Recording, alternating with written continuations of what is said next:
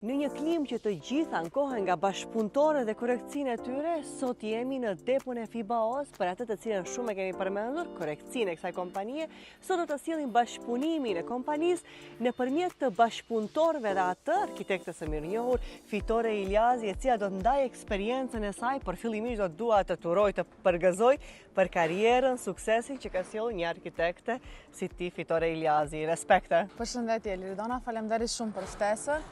Faleminderit shumë edhe kompanisë së FIBAO-t për ftesën. Pyetja e parë që doja të ta bëj, Fitore, është eksperienca e juaj që ndani me këtë kompani dhe atë që shumë kemi përmendur, korrekcia në një klim që të gjithë po ankohen nga bashkëpunëtorët.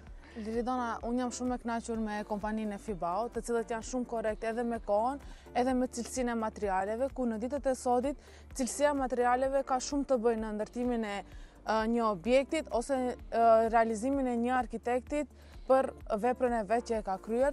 Gjithashtu kjo ka shumë edhe rëndësi për klientët, ku duhet të jenë sa më të sinqertë në punën që e bëjmë, edhe në pjesën e investimit të atyre.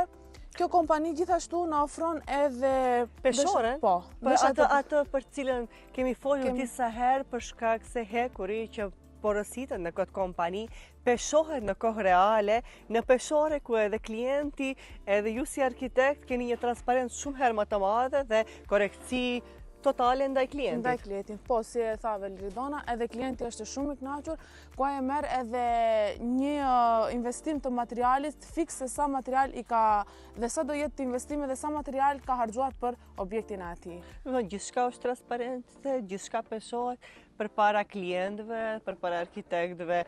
Po të ecë puna shkëlqyeshëm, po bën një punë të mrekullueshme, ja kështu, vajza suksesshme. Të afta të shtoheni sa më shumë. Faleminderit, edhe unë shpresoj që sa më shumë të shtohen vajzat e afta, edhe gjithashtu edhe studentët e arkitekturës që janë sot janë shtuar shumë më shumë në numër.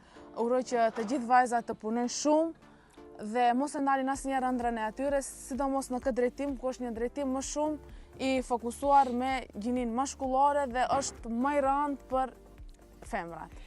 Por ama, kur punohet nga femrat, arrihen sukseset të tilla. Faleminderit.